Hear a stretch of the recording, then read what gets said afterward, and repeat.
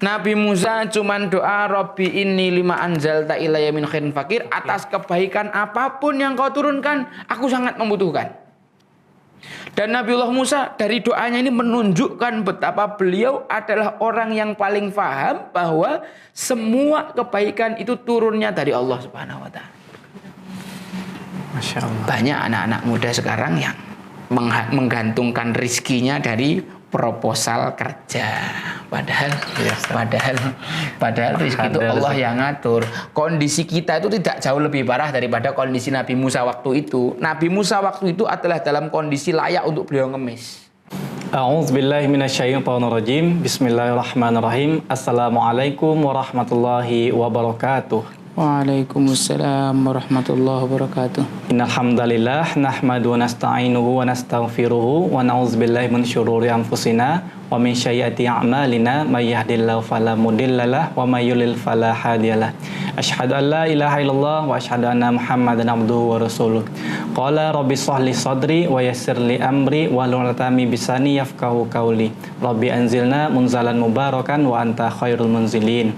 Sahabat fillah yang dirahmati Allah Subhanahu wa taala, alhamdulillah di sore yang berbahagia ini kita senantiasa diberikan nikmat iman, nikmat sehat, nikmat Islam sehingga kita dapat dipertemukan dalam program acara yaitu Tadabbur Kisah Al-Qur'an bersama Ustadz Jafar Al-Jufri.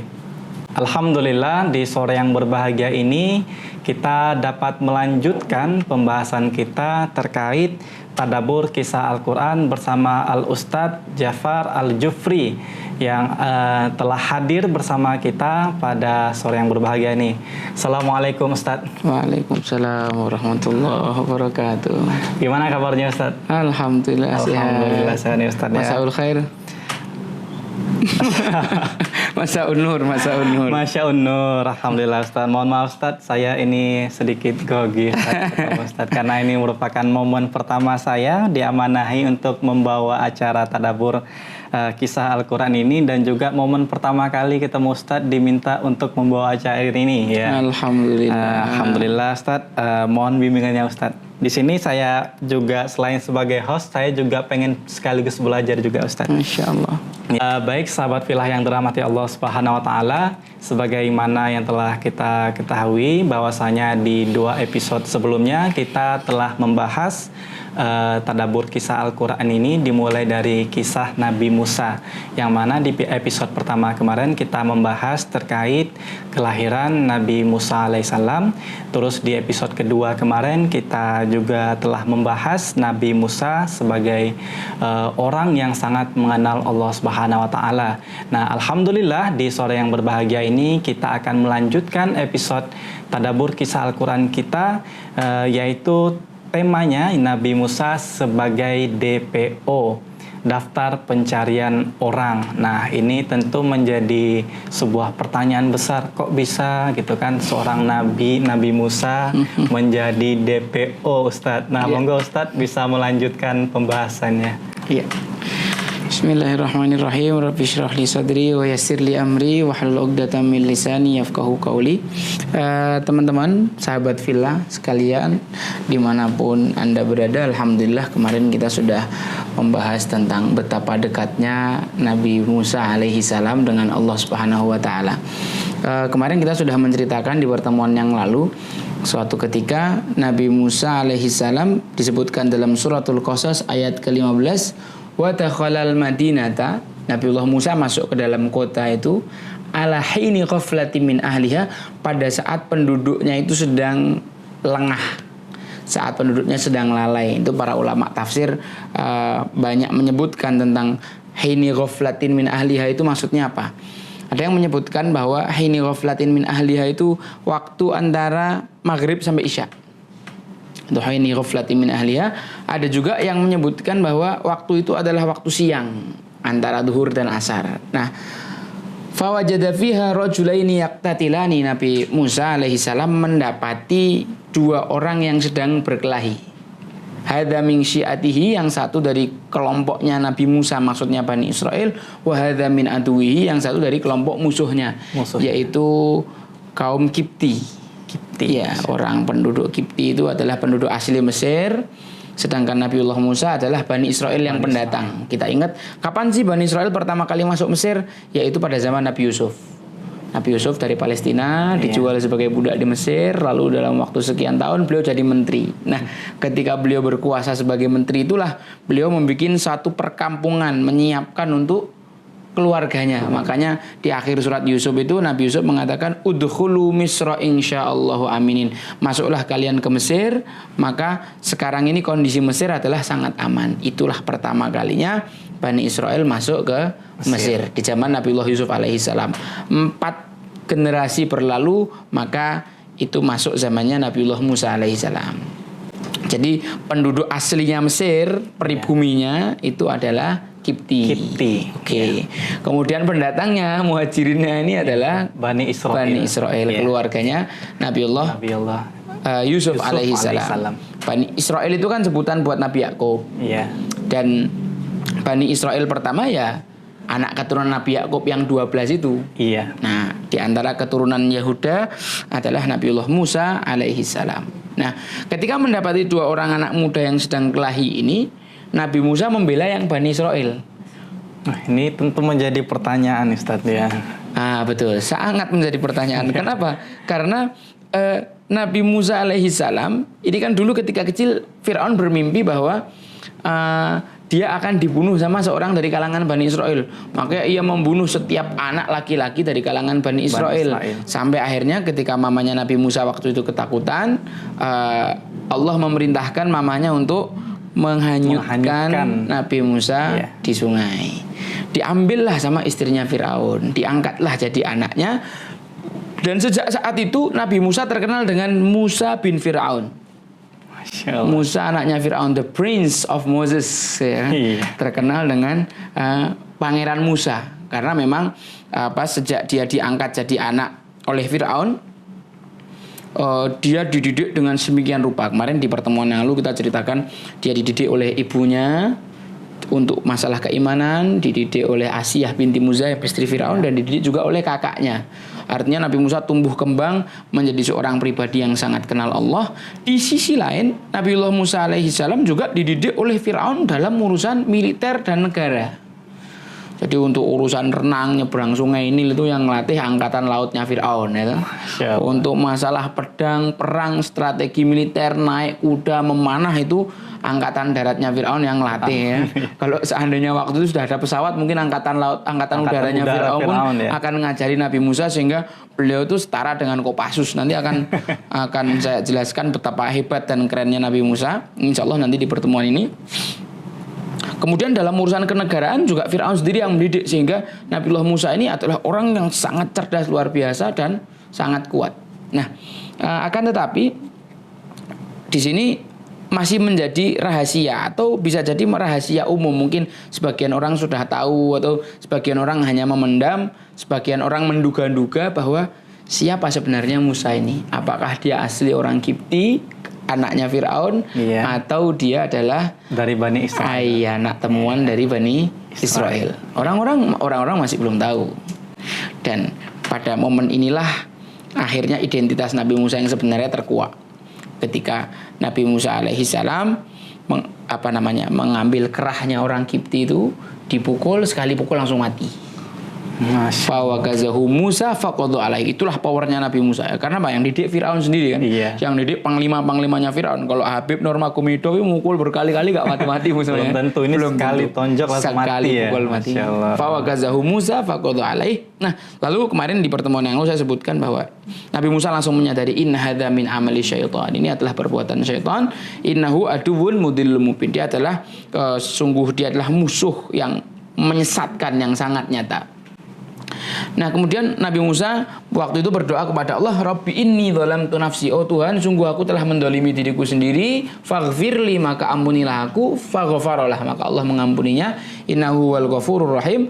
Lalu Nabi Musa juga kemarin saya sebutkan berdoa lagi dengan doa Qala rabbi bima an'amta alayya falan akuna dhahiran lil mujrimin. Wahai Tuhan, atas semua nikmat yang Kau berikan padaku berupa diselamatkannya dari sungai, diasuh oleh Firaun dengan semua fasilitas. Ibaratnya kalau kita bicara standar lidahnya Nabi Musa urusan kuliner, itu standar kerajaan, restoran bintang 5 aja kalah ya kan? Iya, betul sekali, Ustaz. Banyak sekali kenikmatan. Banyak sekali, ya. Kalau masalah berpakaian, wah levelnya Nabi Musa juga bukan pakaian-pakaian yang kayak gini ya. Iya, Pasti pakaian-pakaiannya sangat bagus, levelnya internasional lah gitu. Nah, itu atas semua nikmat, di antara yang paling penting yang disyukuri Nabiullah Musa alaihissalam tentu adalah nikmat ilmu dan nikmat iman. Bima an'amta alayya, atas kenikmatan yang Kau berikan padaku, falan akuna dhahiral mujrimin, maka jangan Kau jadikan aku sebagai orang yang terang-terangan melakukan dosa. Nah, kemudian di ayat berikutnya Allah Subhanahu wa taala mengatakan fa asbaha fil madinati khaifan yataraqqab. Sejak kasus Nabi Musa membunuh orang tadi, orang Kipti tadi, Nabi Musa itu masuk ke dalam kota Mesir dalam kondisi khaifan, takut. Yataraqqab itu apa ya? Takutan ya, waspada ya. Kayak orang yang psiko gitu loh. Ada, dia selalu merasa diawasi gerak-geriknya, so kayak ada yang buntutin, kayak ada yang ngawasi dia ya kan. Nah, itu perasaan Nabi Musa. Karena dia betul-betul salah. Nabiullah Musa alaihissalam niatnya tadi itu cuma mau ngasih pelajaran aja. Ternyata saking kuatnya power beliau, sekali pukul mati, dan itu di luar kendali dia. Dan memang betul Nabiullah Musa alaihissalam ketika itu khilaf, melakukan kesalahan. Karena kesalahan yang diperbuatnya yaitu membunuh orang Kipti, Nabi Musa sangat takut. Khaifan yataraqqab. Fa idzal ladzi istansarahu bil amsi yastasrikhuhu, kemudian orang yang kemarin ditolongnya yang dari Bani Israel meneriakinya lagi, minta tolong lagi. Emang ini jenisnya Bani Israel ini jenis orang yang suka bikin masalah gitu loh, troublemaker. Troublemaker. Jadi, ya Ustaz ya. Kalau kemarin kasusnya itu ngelihat orang berkelahi, Nabi Musa langsung nolong yang Bani Israel, yang Kipti. Hari ini Bani Israel yang sama, orang yang kemarin bikin kericuan, bikin ribut lagi. Dan dia minta Nabi Musa untuk nolongin lagi. Maka Nabi Musa mengatakan kepada orang itu, innaka laghawiyyum mubin. Kau tuh sungguh orang pengacau yang sangat nyata. Kau ini orang troublemaker kayak gitulah bahasa kerennya sekarang. Bahasa kerennya ini orang troublemaker betul ya kan. Innaka laghawiyyum mubin. Falamma an arada ayyabtisha billadhi huwa atuwwul lahum. Nah, ketika Nabiullah Musa alaihissalam sudah megang kerahnya dan mau mukul lagi orang yang kedua ini dari kalangan Kipti, orang Kiptinya ini bilang, aturidu an taqtulani kama qatalta nafsan bil ams. Apakah kamu akan membunuh saya seperti kamu membunuh orang kemarin? In turidu illa an takuna jabbaran fil ardi wa ma turidu an takuna minal muslihin.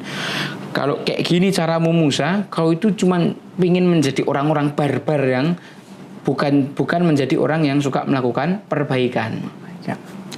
Nah, lalu ketika Nabi Musa sudah meletakkan kembali orang tadi, nggak jadi dibunuh, dia cukup mengambil pelajaran. Nabiullah Musa orang yang akal cerdasnya, seperti orang Muslim lah. Orang Muslim itu tidak mungkin jatuh di kesalahan yang sama 2 kali. Bahkan keledai aja tidak mungkin jatuh di lubang yang sama 2 kali. Kalau ada jenis-jenis orang Muslim yang kemudian dia terbiasa melakukan kesalahan berkali-kali di tempat yang sama, tentu berarti dia lebih buruk daripada keledai. Keledai Ustaz ya.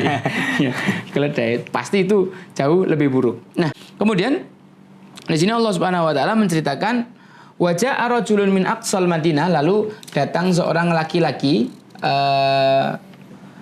namanya Hiskil bin Sofuro. Saya dapati di kitab Tafsir Al-Qurtubi tentang namanya si orang laki-laki yang disebutkan dalam ayat ini. Ada banyak versi, saya ngambil satu aja. Hiskil bin Sofuro.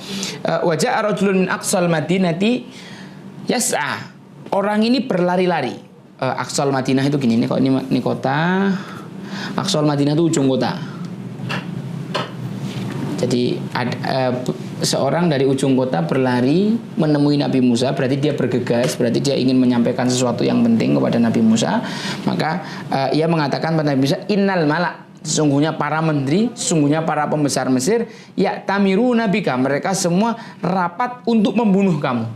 Masya Allah. Ini awal mula ya Ustaz ya? Akhirnya ketahuan awal mula ketahuan bahwa Nabiullah Musa alaihi salam itu ternyata memang selama ini prasangkanya para penghuni istana benar adanya bahwa memang Nabi Musa itu dari kalangan Bani Israel. Setelah 20-30 tahun ditahan tidak melakukan perbuatan apapun, akhirnya ketahuan juga Nabi Musa ini ternyata adalah orang dari Bani Israel. Maka para menteri ini berkumpul, semuanya bersepakat untuk membunuh Nabi Musa, tembak di tempat.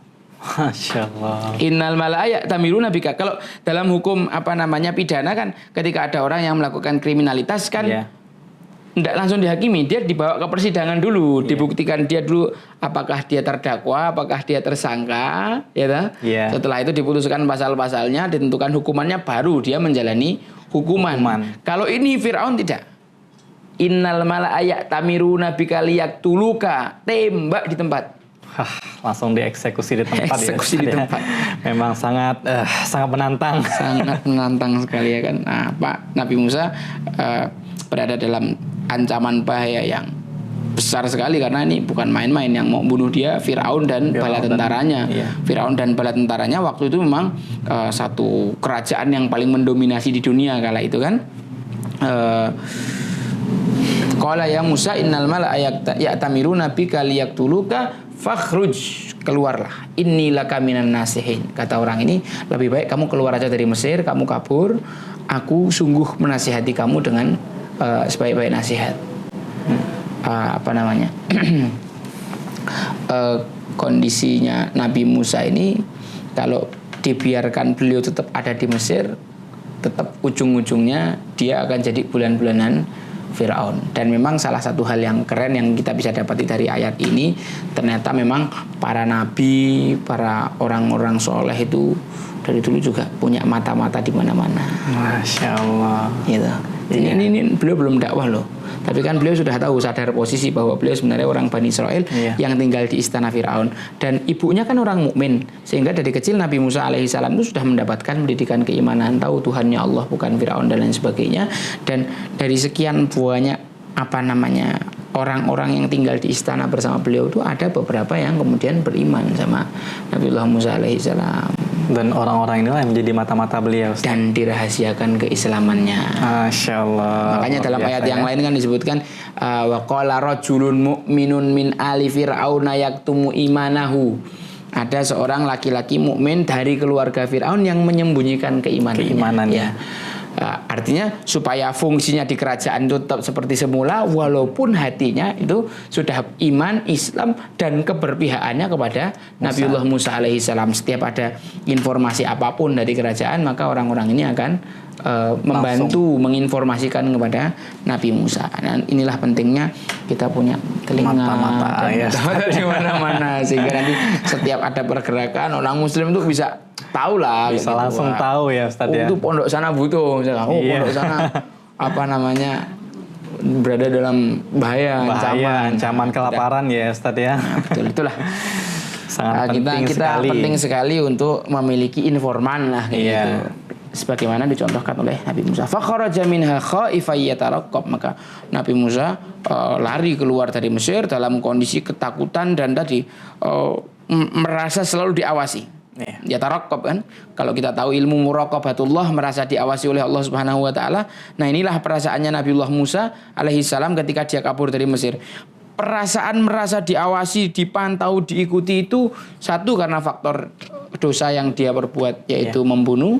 Yang kedua memang itu bayang-bayang pengejaran tentara Fir'aun. Jadi nggak main-main Fir'aun bakal mengejar Nabi Musa. Maka sebelum melakukan pelarian ini Nabi Musa berdoa, Rabbi najjini minal qaumidz dzalimin. Ya Allah, selamatkan aku dari orang-orang yang zalim. Ini doa menguatkan materi yang kedua, bahwa Nabiullah Musa alaihissalam sebelum jadi Rasul pun beliau adalah orang yang sangat kenal dengan Allah. Dalam kondisi apapun beliau selalu berdoa kepada Allah Subhanahu wa taala. Nah, di sini disebutkan tentang proses pelariannya Nabi Musa dari Mesir. Kita tahu fisiknya Nabiullah Musa itu standar militer ya. Jadi lari nggak berhenti-berhenti.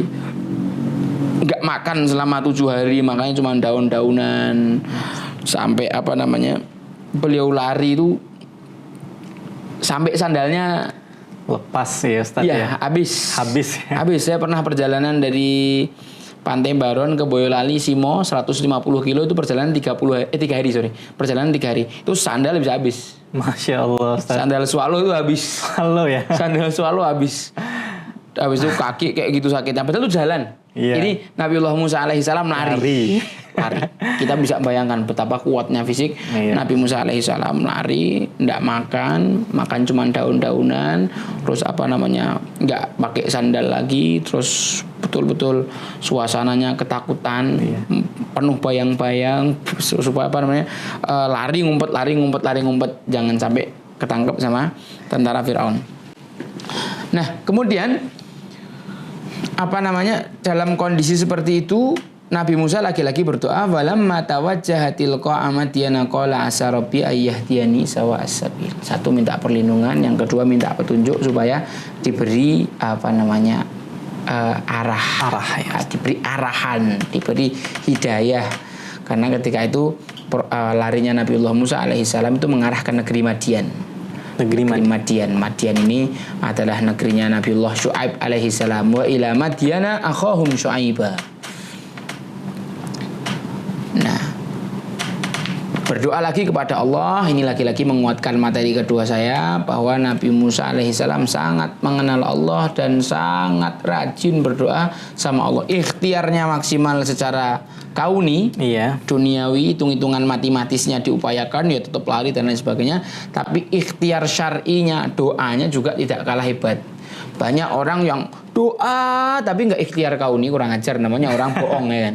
Iya, minta tapi nggak usaha. Iya. Ada juga orang yang usaha tapi nggak doa, namanya orang sombong. Nah, ini Nabiullah Musa alaihissalam orang yang mu'tadil, orang insaf, artinya beliau ikhtiarnya maksimal luar biasa secara istilah kauninya, iya. Sekaligus ikhtiar syar'inya juga beliau senantiasa berdoa kepada Allah Subhanahu wa taala. Nah, sesampainya di negeri Madian, di sini Allah menceritakan walamma warada ma'a Madian, ketika Nabiullah Musa alaihissalam sampai di sumber air negeri Madian. Ada yang mengatakan itu sungai, ada yang mengatakan, tapi yang paling tepat itu telaga. Telaga atau mata air, sorry. Mata air. Yang paling tepat adalah mata air, karena ada riwayat dari Israiliyat yang mana mata air itu kan para pengembala berjubel di situ, iya. Dan mata air itu kalau sudah selesai ditutup pakai batu atasnya. Wah. Nah, nanti di sini kita akan lihat betapa kuatnya Nabiullah Musa alaihissalam. Ketika sampai di sumber air Madian ini, mata air Madian ini, wajada alaihi ummatan minan nasi yaskun. Nabiullah Musa mendapati ada sekelompok manusia yang sedang memberi minum dombanya, iya. Kambing-kambingnya. Para pengembala yang besar-besar, laki-laki kuat-kuat, semuanya istilahnya sedang berebut mata air kecil itu untuk memberi minum dombanya. Wa wajada min dunihim imra'ataini tadudan. Lalu Nabiullah Musa mendapati ada 2 orang perempuan yang sedang menarik-narik kambingnya. Tadudan ala makna al-habs, menahan. Penjara itu makanya juga salah satu nama penjara dalam bahasa Arab itu al-habs. Penjara. Nah, yang fungsinya untuk menahan. Maka 2 orang perempuan ini sedang menarik-narik kambingnya. Kenapa? Namanya kambing haus ngelihat air, pengennya lari ke sana. Padahal dia gak tahu majikannya ini kan perempuan. Iya. Nggak mungkin perempuan 2 ini bisa berjubel-jubel dengan pengembala-pengembala lain yang laki-laki. Maka begitu menyaksikan 2 wanita itu kejadian itu, coba bayangkan, ketika itu Nabiullah Musa dalam kondisi letih, barusan perjalanan lari 7 hari dari Mesir ke Madian. 7 hari lari dari Mesir ke Madian. Belum makan, kakinya sampai disebutkan para ulama tafsir itu istilahnya terkelupas kulit kakinya. Dalam kondisi kayak gitu, beliau belum sempat memikirkan dirinya sendiri, ngelihat ada orang yang membutuhkan, langsung ditolong sama Nabi Musa. Beliau tanya, "Ma khatbukuma? What's wrong with you?" What's wrong with you? What the matter? Ada masalah apa kalian? Kayak gitu. Kenapa ada masalah apa dengan kalian? Perempuan itu kok narik-narik kambingnya? Para wanita tadi dua menjawab, qala ta'ala naski hatta yustirur ri'a. Kami tidak bisa memberi minum kambing kami sampai para pengembala ini bubar. Wa abuna syaikhun kabir, dan apa namanya?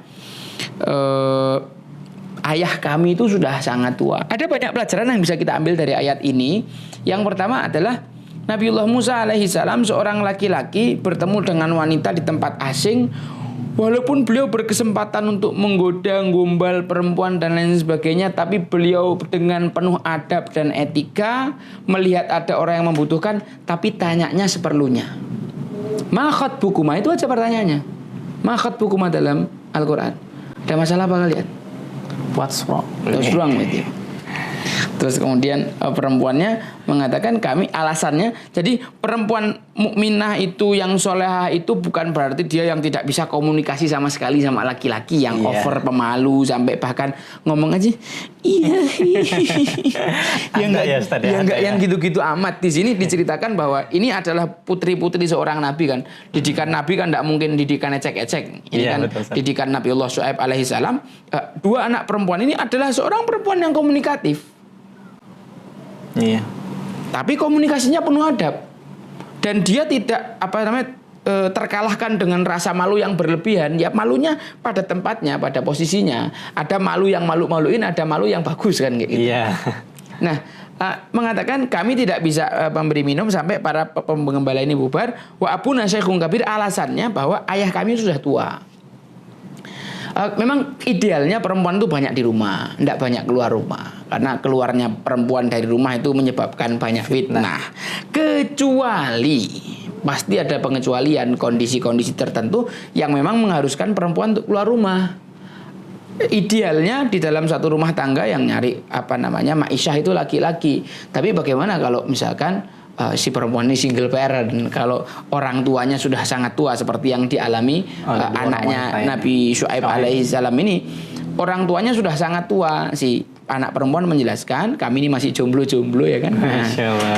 Ayah kami sudah sangat tua. Dan Ustadz Nu'man Alihan juga menyebutkan bahwa perempuan itu mengatakan wa abuna syaikhun kabir itu punya dua makna.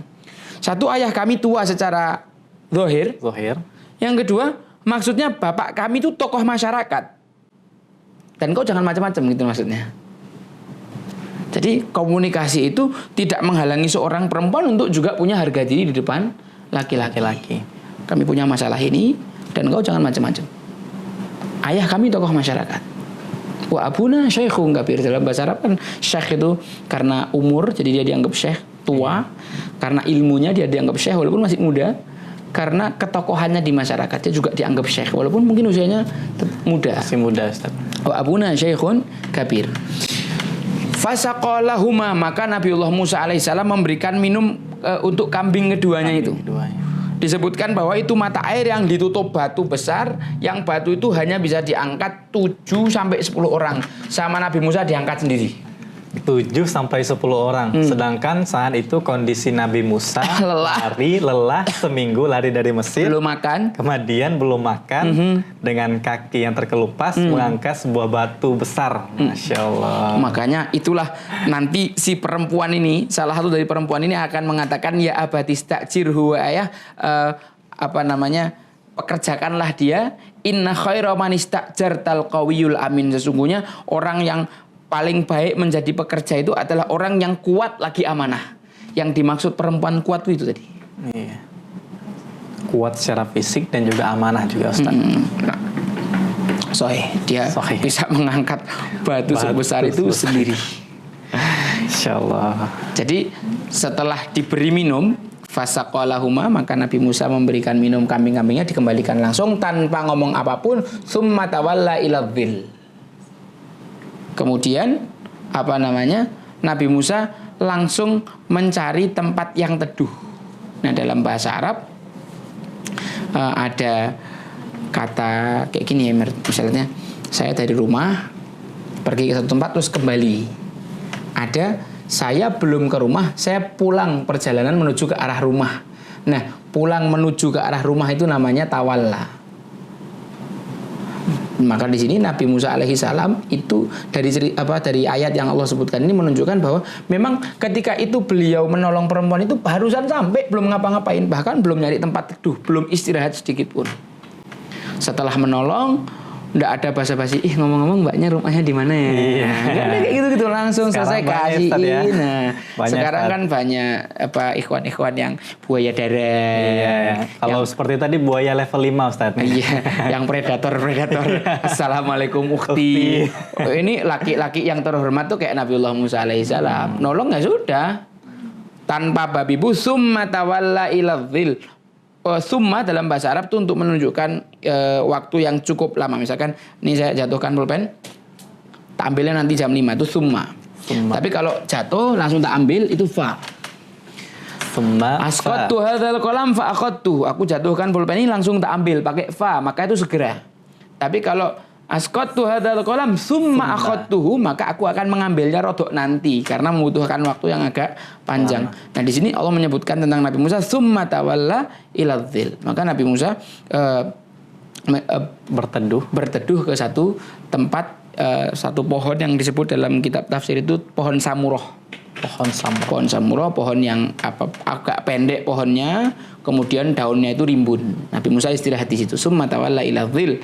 Nah, ketika sampai di naungan itu, Nabi Musa berdoa dengan satu doa yang sangat legendaris, dan ini adalah salah satu doa favorit saya yang paling saya suka dari Nabiullah Musa alaihissalam. Doanya, Rabbi inni lima anzalta ilayya min khairin faqir. Oh Tuhan, sesungguhnya aku, Rabbi ini, lima anzalta atas apapun yang kau turunkan padaku min khairin dari kebaikan itu, fakir, aku sangat membutuhkan.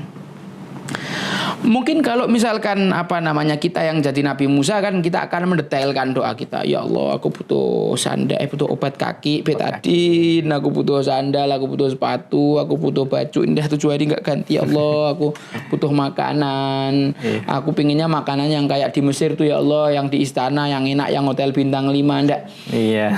Nabi Musa cuman doa Rabbi inni lima anzalta ilayya min khairin fakir, atas kebaikan apapun yang kau turunkan aku sangat membutuhkan. Dan Nabiullah Musa dari doanya ini menunjukkan betapa beliau adalah orang yang paling paham bahwa semua kebaikan itu turunnya dari Allah Subhanahu wa taala. Masya Allah. Banyak anak-anak muda sekarang yang menggantungkan rizkinya dari proposal kerja. Padahal rezeki itu Allah yang ngatur. Kondisi kita itu tidak jauh lebih parah daripada kondisi Nabi Musa waktu itu. Nabi Musa waktu itu adalah dalam kondisi layak untuk beliau ngemis. Ya, tapi beliau tidak ngemis kepada manusia. Iya, yang diminta yang atas. Rabbi ini lima anzalta ilayya min khairin fakir. Dan Nabi Musa tidak mendetailkan permintaannya karena dia sangat paham Allah lebih tahu tentang kebutuhan dia daripada dia sendiri. Ya, Allah Subhanahu wa taala menyebutkan dalam Al-Qur'an dalam surat Al-Baqarah ketika ada orang Badui yang bertanya, "Ya Muhammad, abaidun rabbuka fanunadihi am qaribun fanunajihi?" Apakah Tuhanmu itu jauh sehingga kami perlu meneriakinya, atau Tuhan itu dekat sehingga kami cukup berbisik? Maka Allah Subhanahu wa taala menjawab, "Wa idza sa'alaka ibadi anni fa inni qarib." Ketika hambaku bertanya padamu wahai Muhammad tentang aku, Allah mengatakan fa inni qarib, aku dekat. Ujibu da'watad da'i, aku menjawab doanya setiap orang yang berdoa. Ini ad-da'i itu bentuk tunggal, mufrad. Dalam bahasa Arab ada mufrad tunggal, ada jamak kolektif. Yeah. Makhluknya Allah ini kan banyak, miliaran, triliunan. Tapi kenapa Allah menyebutkan di sini ad-da'i sebagai bentuk tunggal atau mufrad? Karena di antara miliaran makhluknya Allah mengenali makhluknya satu persatu by person, by individu. Kalau misalkan kita bos punya karyawan 1000, mungkin kita nggak kenal satu persatu latar belakangnya, nggak kenal satu persatu kebutuhannya. Tapi Allah Subhanahu wa taala walaupun hambanya itu ada triliunan, Allah Subhanahu wa taala mengenali masing-masing hambanya satu persatu. Walaupun semut hitam di atas batu hitam di tengah malam, Allah tahu rizki yang buat dia sudah dijamin sama Allah Subhanahu wa ta'ala. Maka Nabi Musa tidak mendetailkan permintaannya, cukup doa dengan doa itu aja. Masya Allah, ini seperti menjadi tamparan juga Ustadz ya bagi saya pribadi Ustadz mendengar ini kan, karena sekarang secara udah umum ya Ustadz ya, kita itu mengharap rezeki itu sering mengkhawatirkan rezeki. Ya Allah, besok aku mau makan apa ya Allah. Waduh. Gitu kan. Ini sering sekali Ustadz. Saya pribadi juga kadang sering hilaf seperti itu. Jadi sekarang sama-sama lagi belajar. Yang dapat saya pahami juga seperti yang Ustadz sampaikan tadi, bahwasanya rezeki itu sudah ada jaminannya. Oh iya jelas. Iya, tapi mati beriman yang belum ada jaminannya. Iya betul. Dan Allah Subhanahu Wa Taala, Imam Hasan Al Basri mengatakan bahwa ada 90 ayat dalam Al-Quran di mana Allah menjamin rizki hamba, dan hanya ada satu ayat di mana setan menakuti kita dengan kefakiran. Akan tetapi banyak manusia yang lebih percaya setan daripada jaminan Allah yang 90 kali. 90, Masya Allah. 90 ayat yang menjamin tentang rezeki, sedangkan satu ayat yang setan menakuti kita dengan kefakiran, dan kita malah percaya pada satu ayat yang dari setan tentang menjelaskan kefakiran. Kita lebih takut sama janji setan tentang kefakiran daripada jaminan Allah Subhanahu Wa Taala akan rizki. Oke. Ya, saya lanjutkan lagi. Kemudian jamaah yang dirahmati Allah Subhanahu Wa Taala, di sini Allah Subhanahu Wa Taala menceritakan lagi, faja'athu ihdahuma tamshi ala istihya. Tadi aku sudah ngomong sama jenengan perbedaan antara fa dan summa. Fa itu dekat, segera. Summa butuh waktu proses yang agak lama. Ini bukti bahwa Allah menjawab doa hamba itu segera. Nabi Musa berdoa, Allah menyebutkan faja'athu ihdahuma tamshi ala istihya. Segera setelah itu datang salah satu di antara dua perempuan tadi, mendatangi Nabi Musa, mendekati Nabi Musa sambil berjalan malu-malu. Masya Allah. Ini ceritanya gimana? Nabi Syuaib heran, loh kok anak-anak cewekku kok hari ini pulangnya gasi cepet, padahal biasanya sampai agak malam. Ini kenapa cepet? Akhirnya diceritakan kepada Nabiullah Syuaib bahwa aku ditolong oleh seorang pemuda yang demikian, sangat kuat dan sangat menjaga etika. Maka Nabi Syuaib mengutus anaknya untuk memanggil Nabi Musa. Si anaknya ini disebutkan ada dua, namanya yang satu Lia, yang satu Sofuro. Lah ini yang Sofuro, yang adiknya yang kecil yang mendatangi Nabi Musa, karena dia yang juga jatuh cinta sama Nabi Musa. Mendatangi Nabiullah Musa alaihi salam. Dia mengatakan, inna abi yad'uka liyajziyaka ajra ma saqaita lana. Sesungguhnya ayah memanggil kamu untuk memberikan balasan karena kamu telah memberikan kami minum. Lalu falamma ja'ahu wa qassa 'alaihi al-qasas qala la takhaf najauta minal qaumidz dzalimin. Di sini ada satu akhlak yang mulia yang dicontohkan Nabiullah Musa alaihi salam. Pertama, si anak perempuan itu berjalan di belakangnya Nabi Musa. Nabi Musa mengatakan, saya tidak jalan di belakang perempuan. Kamu yang jalan saya tidak jalan di belakang perempuan. Saya akan jalan di depan. Iya. Karena saya tidak ingin ngelihat tubuhnya perempuan dari belakang. Itu akan membangkitkan imajinasi, ya kan. Jadi laki-laki jalan di depan, perempuannya di belakang. Kamu membimbing saya kanan atau kiri dari belakang. Bahkan disebutkan lagi dalam satu keterangan dari ulama tafsir dalam kitab tafsir Al-Qurtubi, kamu cukup lempar batu aja supaya tahu ke kanan apa ke kiri. Jadi nggak perlu ngomong kita. Masya Allah, itu saking menjaganya. Saking Nabiullah Musa alaihissalam menjaga akhlak dengan lawan jenis. Masya Allah. Jalan di depan. Kalau mau tahu belok kanan apa kiri, nanti si perempuannya ngelempar kerikil ke kanan, berarti ke kanan. Lempar kerikil ke kiri, berarti ke kiri. Ya, ini yang malah sudah tidak ada lagi Ustaz sekarang. Inilah Ustaz yang kemudian dikatakan oleh anaknya Nabi Syuaib pada ayahnya, inna khaira man istajartal qawi, tadi kuat. Sekarang al-amin. Nah ini loh aminnya tuh ini. Nah khaira man istajartal qawiyul amin. Nah setelah sampai kepada Nabi Syuaib, lalu Nabi Syuaib meminta kepada Nabi Musa untuk menceritakan apa yang terjadi, apa masalahmu. Akhirnya Nabi Musa menceritakan cerita panjangnya dari sejak Firaun melakukan pembunuhan terhadap anak-anak itu. Maka Nabi Syuaib mengatakan, la takhaf, jangan lagi kau takut. Najauta minal qaumidz dzalimin, kami akan melindungi kamu dari orang-orang zalim. Karena ini sudah Madian, bukan Mesir lagi. Madian tidak di bawah kendali Mesir. Kalau kamu masih di bawah kekuasaan Mesir, Firaun, ya kamu masih bisa diupak-upak. Tapi kalau kamu udah di sini, you are safe. You are safe. Kamu aman with us here, ya kan?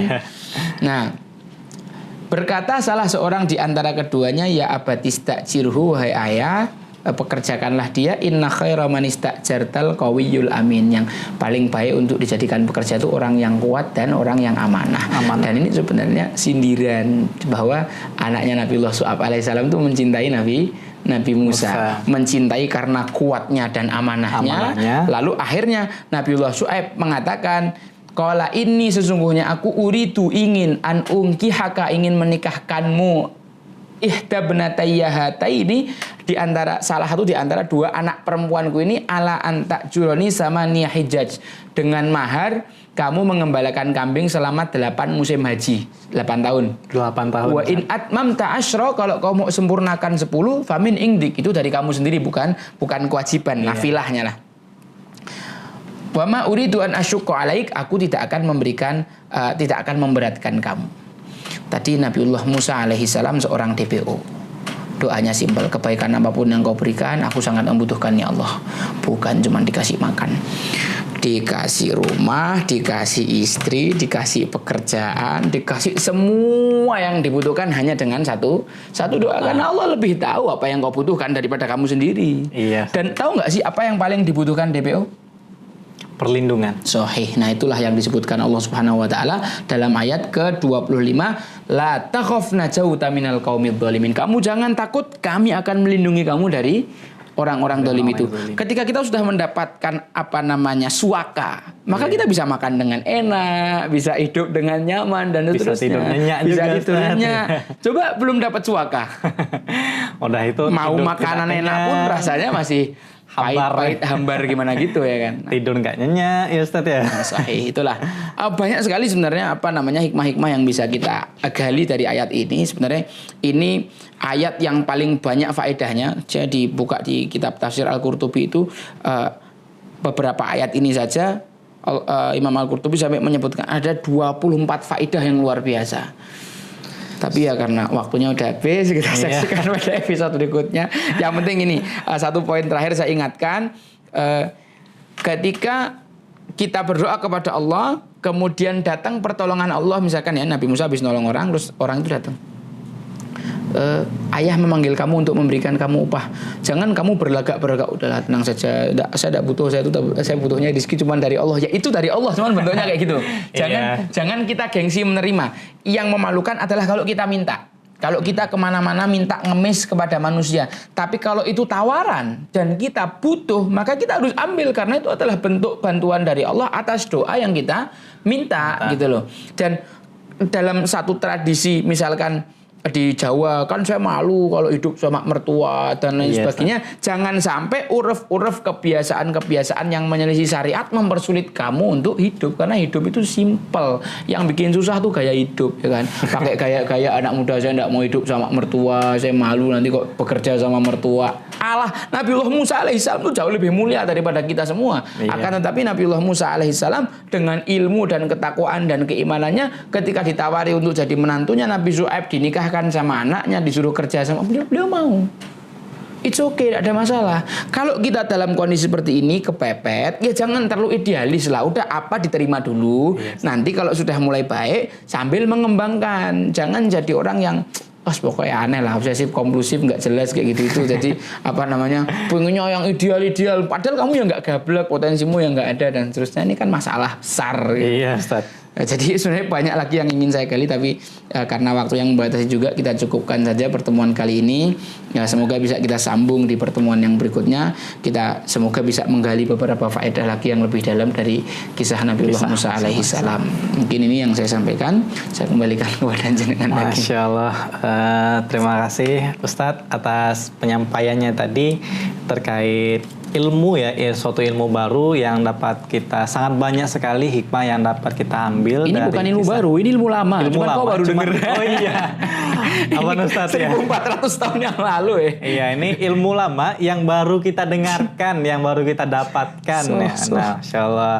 Ini baru satu episode ya Ustaz ya. Satu episode juga tadi belum selesai semuanya, belum secara tuntas dibahas ya. Sahih. Nah, tentang bagaimana Nabi Musa ini menjalani peristiwa pertama beliau itu menjadi DPO, Yeah. daftar pencarian orang. Mulai dari peristiwa pertama beliau memukul Bani Orang Qibti Qibti, tadi ya, sampai satu pukulan langsung meninggal. Terus ada peristiwa kedua yang hampir saja dipukul. Terus beliau dikejar oleh Firaun dan menteri-menteri serta tentaranya hingga beliau selama 7 hari lari selama 7 hari ke negeri Madian ya, negeri Madian. Akhirnya peristiwa berjumpa dengan 2 orang perempuan yang merupakan anak dari Nabi Syuaib. Masya Allah tadi. Kamu tahu nggak Nabi yang membuat Nabi Musa itu merelakan waktunya 10 tahun untuk menikahi perempuan itu? Kenapa Ustaz? Faja'adhu ihdahuma ala tamshi ala istihya. Salah satu dari perempuan itu mendatangi Nabi Musa sambil malu-malu. Rasa malu seorang perempuan membuat Nabiullah Musa alaihissalam merelakan 10 tahun umurnya untuk menikahi, menjadi mahar untuk menikahi perempuan.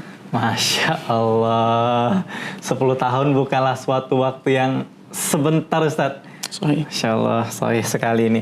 Ini sangat banyak sekali hikmah yang dapat kita ambil sama-sama dengan pemaparan dari Ustaz Ja'far tadi terkait tadabbur kisah Al-Quran kita pada episode kali ini, yaitu Nabi Musa alaihissalam sebagai sebagai daftar pencarian orang. Nah, alhamdulillah jemaah fillah yang dirahmati Allah Subhanahu wa taala, kita tadi telah banyak mendengar ilmu yang disampaikan oleh Ustaz Ja'far tadi. Sebenarnya masih banyak sekali pelajaran-pelajaran maupun faedah-faedah yang bisa kita ambil dalam tadabbur kisah Quran kita pada episode kali ini, karena masih banyak ilmu yang akan kita gali lagi. Insya Allah untuk episode tadabbur Al-Quran ini akan kita lanjutkan di episode berikutnya, yang insya Allah di episode berikutnya kita akan membahas, yaitu Nabi Musa alaihissalam menikah dengan putri Nabi Syuaib. Ya, Masya Allah, penantian selama 10 tahun ya Ustaz ya. Ya, menghabiskan waktunya 10 tahun sebagai mahar. Menghabiskan waktunya 10 tahun sebagai mahar. Tapi udah nikah di awal. Udah nikah di awal, Ustaz. Masya Allah. Baiklah, jemaah fillah yang dirahmati Allah Subhanahu wa taala. Demikianlah episode kita pada kali ini, tadabbur kisah Al-Quran Nabi Musa alaihissalam sebagai DPO. Semoga ilmu yang kita dapatkan bermanfaat bagi kehidupan kita sehari-hari. Di sini saya mengucapkan ribuan terima kasih kepada Ustadz atas ilmunya, dan juga saya pribadi mengucapkan ribuan permohonan maaf Ustadz jika selama berjalannya kita tadi banyak kurangnya dari saya, karena maaf. Saya juga baru belajar Ustadz, masih banyak hal-hal yang perlu saya pelajari menjalani kehidupan ini seperti itu Ustadz. Mohon bimbingannya juga Ustadz, dan juga mohon doanya Ustadz. Dan juga sahabat fillah yang dirahmati Allah, demikianlah cara kita pada hari ini. Mari sama-sama kita akhiri dengan melafazkan hamdalah dan doa tafatul majlis. Alhamdulillahirabbil alamin, subhanaka Allahumma bihamdika asyhadu an la ilaha illa anta astaghfiruka wa atubu ilaik.